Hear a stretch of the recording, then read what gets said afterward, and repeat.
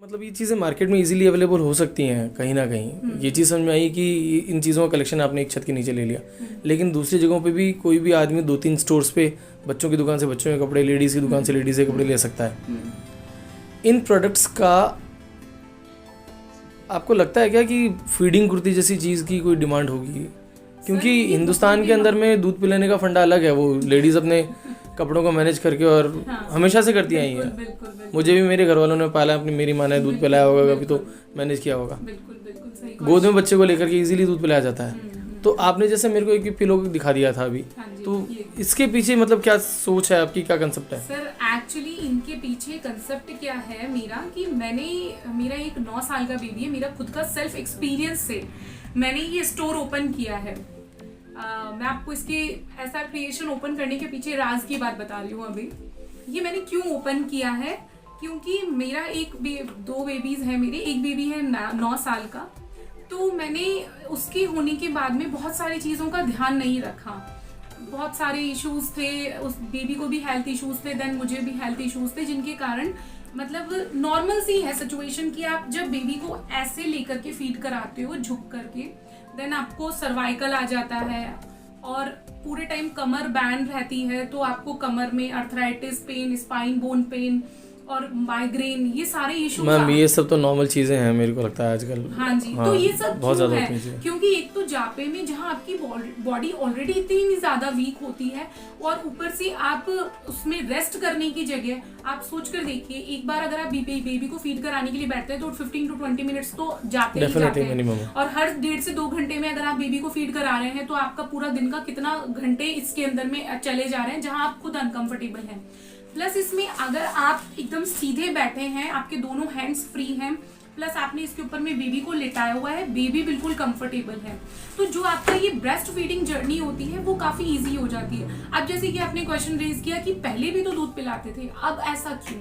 तो इसके पीछे मैं आपको लॉजिक देती हूँ कि पहले क्या होता था, पिलोज को लिया, या अभी भी कई लोग ऐसा करते हैं, पिलोज को लिया अपन ने अपने पैर पर और वो पिलोज खिसके जा रहे हैं क्योंकि वो एक जगह स्टेबल नहीं है, वो खिसके जा रहे हैं, आप अनकंफर्टेबल हो रहे हो, बार बार में पिलोज को सेट कर रहे हो, और फिर ठीक है आपने पिलोज भी नहीं लिए, नॉर्मली ऐसे आपने लिए थोड़ी सी देर का आपने सोचा कि यार बेयर कर लेते हैं अपन, कोई दिक्कत नहीं है, पहले भी पिलाते थे अब भी पिला लेते हैं।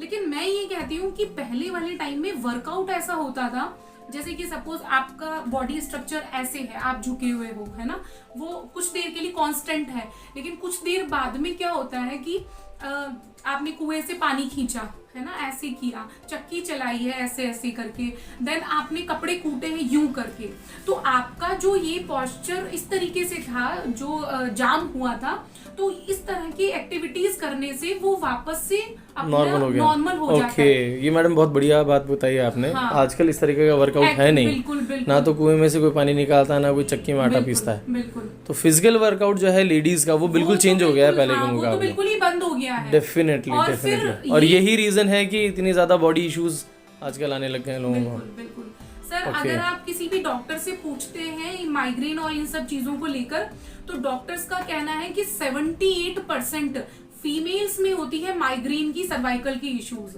और कहीं ना कहीं मैं इन चीजों को मानती हूँ कि जो ये जापे वाला पीरियड होता है ना, अगर आपने अपना इसमें पूरा ध्यान नहीं रखा है तो आप पूरी लाइफ ये तो मैडम बड़े बूढ़े भी सब कहते हैं, जापे के अंदर में एक तरीके से नया जन्म होता है मदर का, बिल्कुल। लेकिन अगर उस समय बहुत ध्यान देना जरूरी है बॉडी के लिए, बिल्कुल आजकल कोई नहीं मानता है। तो मैं आपको यही चीज बता रही थी कि मेरा खुद का सेल्फ एक्सपीरियंस ऐसा रहा कि फर्स्ट डिलीवरी में मैंने इन सब चीजों पर बिल्कुल ध्यान नहीं दिया, क्योंकि लगता था कि ठीक है यार सब नॉर्मल है, कोई दिक्कत नहीं है।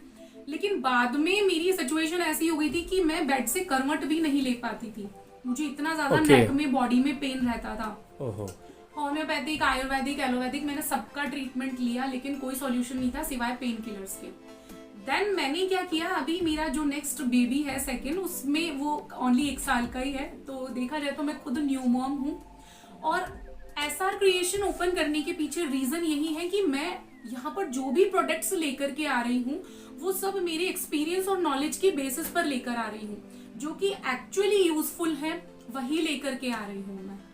ये चीज मतलब आपके हिसाब से ये चीजें बेसिक रिक्वायरमेंट की चीजें हैं, अगर ये चीजें किसी लेडी के पास हैं तो लाइफ के जो इस तरीके के प्रॉब्लम्स होते हैं, हेल्थ इश्यूज जो होते हैं, लाइफ का जो उनको मेन पीरियड है, उनसे बचा हर जा life- सकता है। हाँ, हर लेडी की लाइफ का जो एक पीरियड है ये प्रेगनेंसी का, उसमें आपको इन चीजों की रिक्वायरमेंट होती है और आप इन चीजों को यूज करिए, इजी बनाइए इस पीरियड को। ये हमारा मोटिव है, यही इंटेंशन है हमारा। ओके मैम, चलिए ठीक है ma'am, thank you so much.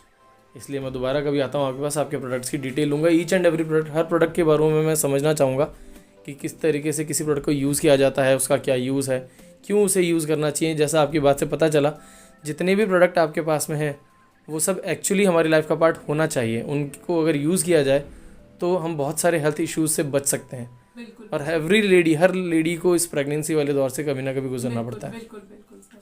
तो उनकी हेल्थ के सर लिए बहुत इसके ज़्यादा अलावा जरूरी है। एसआर पे आप जब आएंगे तो आपको हम और भी बहुत सारी चीजें दिखाएंगे, जैसे देसी दवाइयाँ किस तरीके से खाई जाती हैं विद रेसिपी। पैकेट पर हम लोग रेसिपी प्रोवाइड करवा रहे हैं, वो पैकेट्स हम लोग देते हैं इस तरीके से।